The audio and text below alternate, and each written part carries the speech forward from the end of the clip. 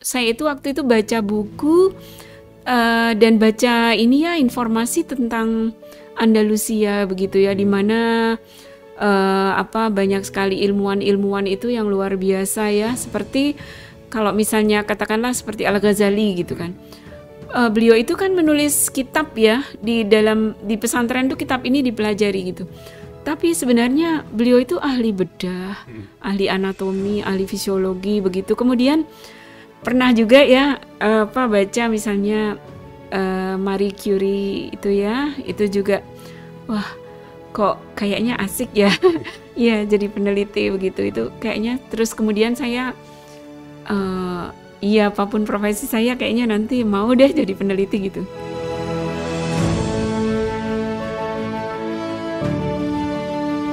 Halo kawan UGM, selamat siang semuanya. Kembali lagi bersama dengan saya Rian Dikawan di edisi podcast UGM hari ini. Dan kita semua tahu kawan UGM ya, banyak kali peneliti-peneliti UGM yang sudah mengharumkan nama Universitas Gadjah Mada dan juga Indonesia tentunya di kancah nasional maupun di internasional. Seperti contoh peneliti UGM berprestasi satu ini yang berasal dari Departemen Ilmu Biomedika, Kedokteran Gigi, Fakultas Kedokteran Gigi UGM, yang produktivitas penelitiannya sudah banyak sekali dipublikasikan di jurnal internasional. Selain itu, beliau juga memiliki 4 paten. Ini kalau saya melihat dari banyak sekali sumber-sumber di internet, salah satu patennya ini sudah dimanfaatkan oleh para ahli bedah mulut, ahli implan, dan juga dokter gigi di seluruh Indonesia. Dan selain itu juga beberapa penghargaan sudah banyak diraih oleh peneliti UGM satu ini, dari mulai Bioceramics Excellent Award dari ISCM di Charlotte, USA, sampai dengan yang baru-baru ini beliau mendapatkan penghargaan Habibie Prize 2022 dalam bidang ilmu kedokteran dan juga bioteknologi. Wow, luar biasa sekali. Maka dari itu saya undang narasumber kita, peneliti hebat UGM satu ini, untuk berbincang bersama dengan kita di edisi UGM Podcast hari ini.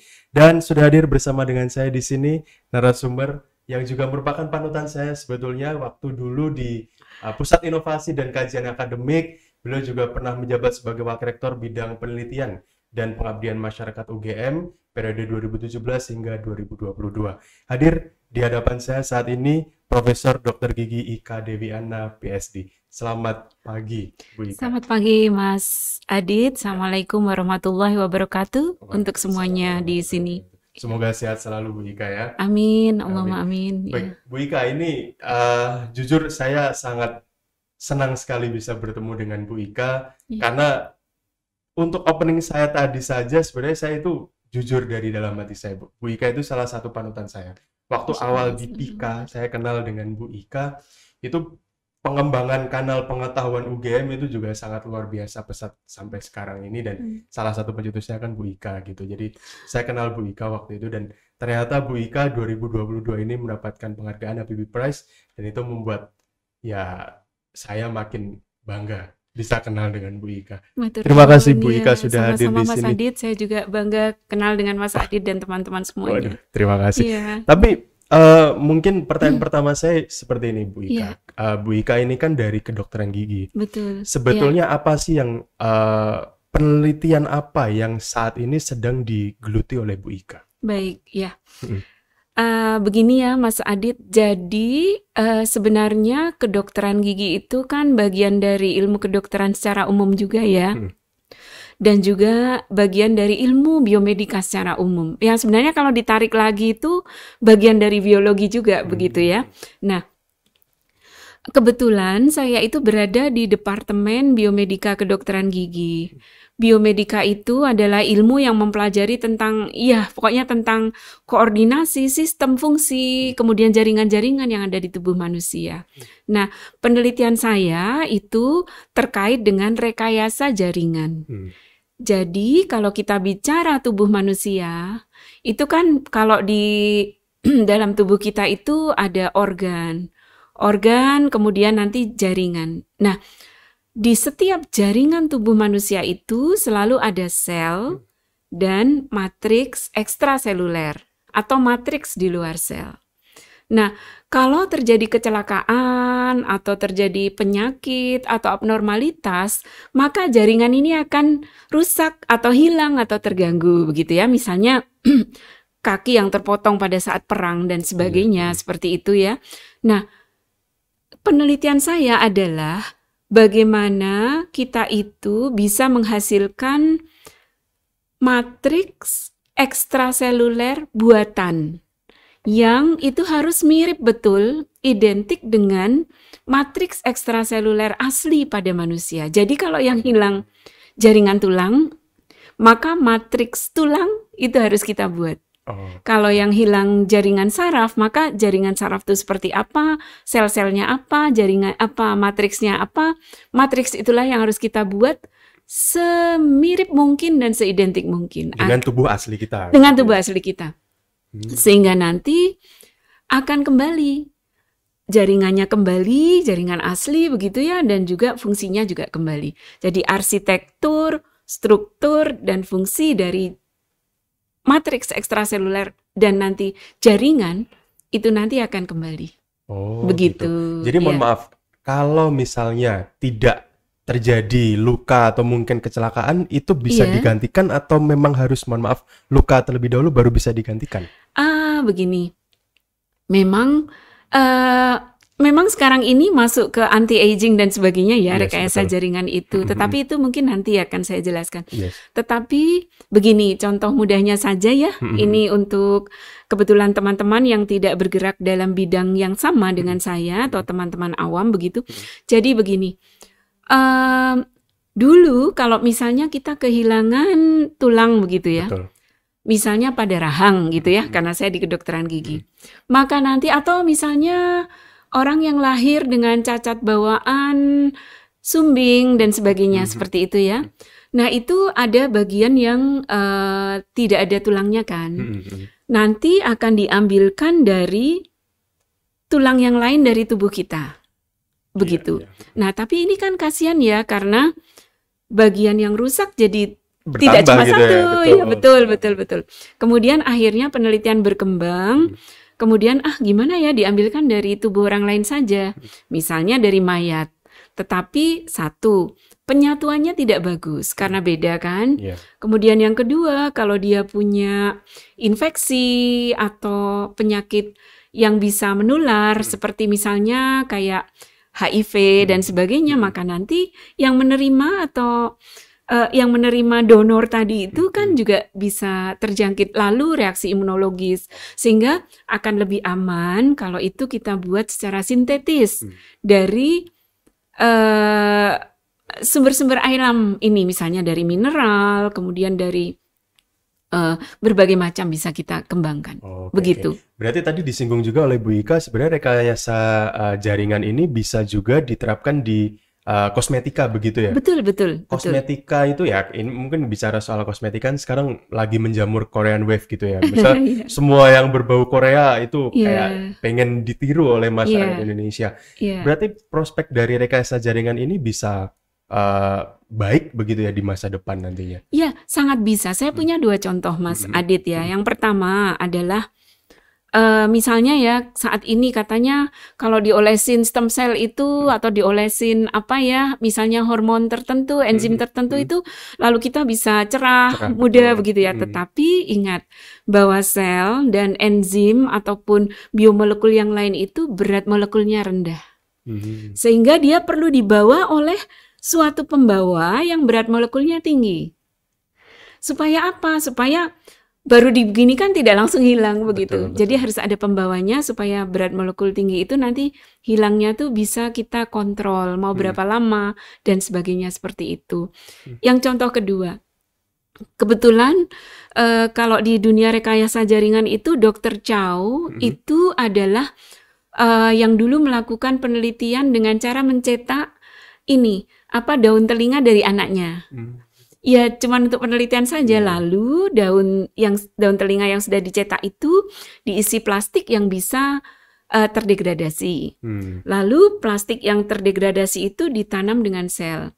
Ditanamkan di punggung tikus. Akhirnya di punggung tikus itu muncul bentukan seperti telinga begitu di punggungnya begitu.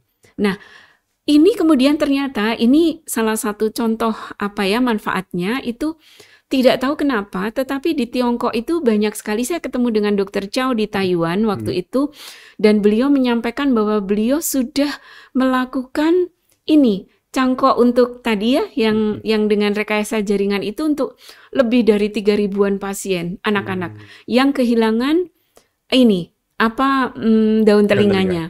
Dan ternyata itu secara psikis itu juga kemudian anak itu menjadi lebih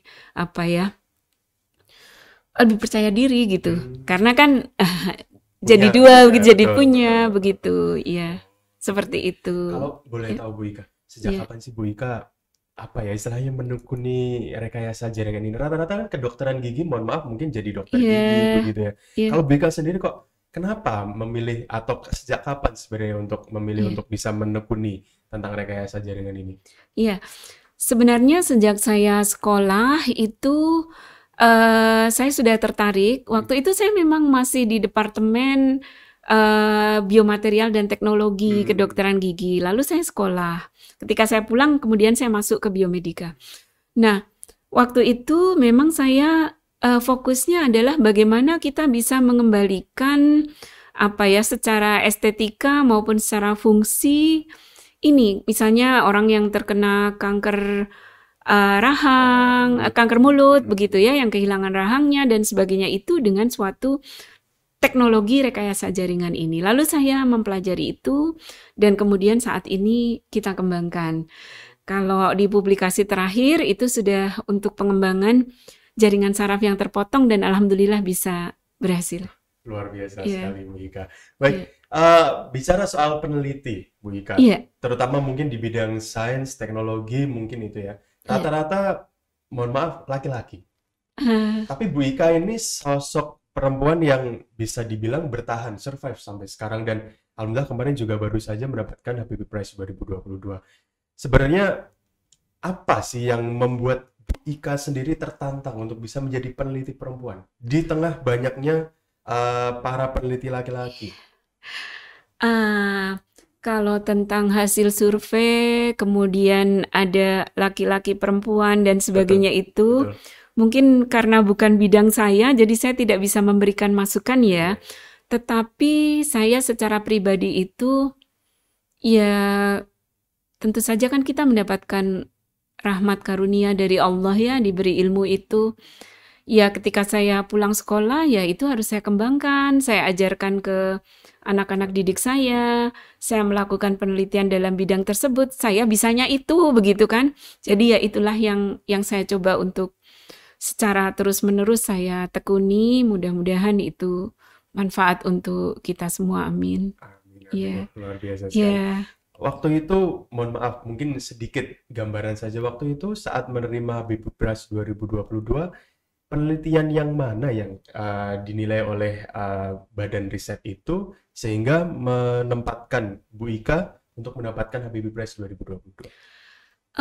Jadi waktu itu kita kan diusulkan ya oleh universitas dan juga oleh mungkin tidak cuma saya tapi banyak peneliti UGM juga diusulkan begitu, dan kemudian kita diminta untuk mengisi form ya. Formnya itu kan ada publikasi kita, lalu paten kita begitu. Nah, kebetulan waktu itu memang kemudian saya menyampaikan kalau saat ini sudah ada 2 yang dari paten saya itu yang sudah dimanfaatkan. Yang pertama yang tadi untuk cangkok jaringan tulang, dan yang kedua adalah untuk ini spons hemostatik. Jadi kalau pasca operasi itu kemudian diberi spons hemostatik itu yang sudah kami tambahkan kalsium di dalamnya sehingga nanti mempercepat pembekuan darah dan regenerasi jaringan, penyembuhan jaringan. Iya, betul, sehingga pembentukan matriksnya juga lebih baik dan sebagainya. Kalau yang kita isikan ya cuman yang terkait dengan pekerjaan kita begitu ya. Tapi kalau saat ini kami juga mengembangkan dari karbonat apatit yang kita kembangkan di lab itu untuk adjuvan vaksin. Nah, ini menarik Mas Adit karena ajuvan vaksin di dunia itu saat ini yang mendapatkan approval atau persetujuan dari FDA, Food and Drug Administration, itu hanya satu, namanya Alum. Ya, tapi Alum itu kalau untuk membawa vaksin itu pertama hanya bisa disuntikkan, gitu. Kemudian bisa menyebabkan bengkak, Mas, gitu. Nah, kemudian kami mengembangkan yang namanya karbonat apatit nanoadjuvan. Yang itu ternyata sudah kami coba, itu bisa masuk langsung ke sistem endosom kita, dendritic cell begitu, dan memicu respon imunologi, sehingga harapannya vaksin itu nanti nggak usah disuntikkan, nanti anak-anak pada nangis gitu kan ya. Terus nanti bisa ditempelkan saja, kemudian boosternya nggak usah berkali-kali dan sebagainya seperti itu. Dan itu juga bisa untuk menumbuhkan jaringan untuk mengatur kalau yang selama ini kita buatkan ekstrasel, harapannya nanti suatu saat kita bisa merekayasa jaringan dengan menginduksi protein internal itu intrasel yang tadi dilewatkan ajuvan tadi begitu. Iya, seperti itu. Luar biasa sekali, apalagi dapat Habibie Prize yang menurut saya itu juga sangat bergengsi kalau untuk di dunia penelitian. Alhamdulillah, ya. Ya. Kalau sejauh ini Bu Ika, penelitian apa lagi yang mungkin kedepannya akan dikembangkan oleh Bu Ika? Apakah ada? Iya. Atau Bu Ika mungkin mengembangkan yang sudah ada, misal seperti Gamashan tadi itu disampaikan, atau ada penelitian baru yang rencana Bu Ika akan tambahkan? Iya, saat ini ada dua yang baru masih di bidang rekayasa jaringan juga, dan biomedika kedokteran gigi ya, dan biomedika secara umum. Itu saat ini tim kami itu mengembangkan apa yang disebut dengan laboratorium pada sebuah keping atau organ pada sebuah keping. Yang ini kalau bahasa Inggrisnya itu organ on a chip begitu. Jadi organ on a chip itu dia menggunakan prinsip mikrofluida dan juga menggunakan chip untuk meniru sistem fisiologis di dalam jaringan kita. Nanti ada membrannya, kecil sih sebenarnya bentuknya begitu. Harapannya ke depan nanti penelitian-penelitian itu yang selama ini dengan sel ada keterbatasan, lalu dengan hewan coba ada pembatasan hewan coba, nanti di masa depan itu bisa kita uji dengan organ on a chip tadi. Begitu. Ini yang pertama. Yang kedua, kita juga mengembangkan untuk virus-like nanoparticles yang sebenarnya dari konsep rekayasa jaringan juga gitu. Yang itu harapannya nanti juga akan bisa menjadi sesuatu yang mudah-mudahan bermanfaat untuk penanganan penyakit di masa depan. Luar biasa sekali. Ini salah satu istilahnya panutan saya juga. Ini saya, waduh, jujur bangga Bu Ika. Ini luar biasa sekali. Semoga penelitian-penelitian berikutnya bisa membawa harum UGM kembali. Amin. Ya. Bu Ika, ini saya mungkin berbicara soal peneliti, Ibu sebagai peneliti tentunya juga sebagai guru. Iya. Akhir-akhir ini mungkin sistem pendidikan di Indonesia bisa dibilang ya cocok, tidak cocok untuk anak-anak begitu ya. Bahkan mungkin untuk menjadi seorang peneliti pun mereka mungkin belum dikejar sampai ke sana. Iya. Tapi kalau menurut Bu Ika sendiri, seperti apa seharusnya sebuah metode yang dikembangkan di pendidikan kita supaya tentunya bisa menumbuhkan semangat untuk menjadi peneliti seperti Bu Ika? Iya, makasih Mas Adit. Pertanyaannya sulit, tapi saya mencoba untuk jawabannya susah. Saya mencoba untuk menjawab ya, Mas Adit, seperti ini. Yang pertama, mohon maaf karena saya itu dibesarkan di lingkungan pesantren gitu ya. Jadi yang pertama kalau di pesantren itu orang belajar itu yang pertama itu yang dilatih itu taklimul muta'alim. Artinya adab menuntut ilmu, ke guru bagaimana, ke ilmu bagaimana, dan sebagainya, seperti itu. Yang ini mungkin kalau kita perlu juga ya untuk memulai hal itu begitu. Yang kedua itu pendidikan mulai dari anak sekolah itu seharusnya membangkitkan keingintahuan. Waktu saya kecil itu banyak sekali pengalaman-pengalaman menarik ya. Misalnya ibu saya, guru saya itu, coba Ika, itu sekarang dikumpulkan gitu kan. Daun ini ditaruh di botol A, daun ini dan ulatnya ditaruh di botol B. C. Terus makanannya beda-beda, lalu nanti dia menjadi kupu yang seperti apa dan sebagainya, seperti itu. Pengalaman-pengalaman yang sebenarnya tidak usah banyak-banyak teori, kemudian pengalaman seperti itu akan diingat anak-anak, sehingga itulah yang kemudian akan keingintahuan itu akan banyak berkembang begitu. Dan yang ketiga ini mungkin nanti saya akan dapat kritik juga ya, mungkin dari teman-teman yang biasa menyusun kurikulum, mohon maaf ya. Justru malah masukan ini Bu Ika. Ya, jadi begini, mungkin kalau di orang tua saya dan juga kalau di pesantren itu juga nggak ada kok orang dilatih bercita-cita. Wis pokoknya kue manuto karo kiaimu, kue manuto karo gurumu gitu. Kamu menurutlah oleh gurumu. Urusan gurumu dengan yang lain itu urusan gurumu dengan Allah gitu kan, dengan Tuhan gitu kan. Nah itu yang mungkin kemudian barangkali ditanamkan bahwa menuntut ilmu itu ya ibadah menuntut ilmu, nanti mau jadi apa dan sebagainya itu ya tidak masalah gitu loh, karena kita di mana-mana itu sebenarnya juga dalam rangka menjalankan tugas kita gitu. Iya. Oke, berarti sebenarnya mohon maaf, mungkin jadi peneliti pun juga bukan cita-cita Bu Ika. Jadi ya benar-benar ngalir saja begitu ya Bu Ika ya. Tapi kalau boleh jujur itu saya memang suka dunia penelitian itu sejak masih kecil ya gitu. Oke Bu Ika, mungkin pertanyaan berikutnya, momen di mana Bu Ika itu antara keingintahuan dan Bu Ika itu suka, itu saat apa waktu itu? Agak bingung juga ya, tetapi memang waktu kecil itu banyak sekali hal-hal yang membuat saya tuh ingin istilahnya nyoba-nyoba gitu, misalnya termasuk bikin roti juga nyoba-nyoba gitu kan. Terus misalnya kalau masak itu juga bumbu-bumbu ini tuh sifatnya kayak apa sih dan sebagainya seperti itu. Tapi momentum yang benar-benar saya rasa itu mendorong saya untuk jadi peneliti itu, saya itu waktu itu baca buku dan baca informasi tentang Andalusia begitu ya, di mana banyak sekali ilmuwan itu yang luar biasa ya, seperti kalau misalnya katakanlah seperti Al-Ghazali gitu kan. Beliau itu kan menulis kitab ya, di pesantren tuh kitab ini dipelajari gitu.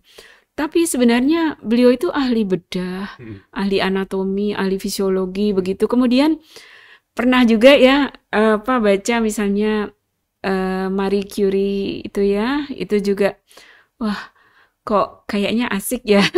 Ya jadi peneliti begitu, itu kayaknya. Terus kemudian saya apapun profesi saya kayaknya nanti mau deh jadi peneliti gitu. Iya.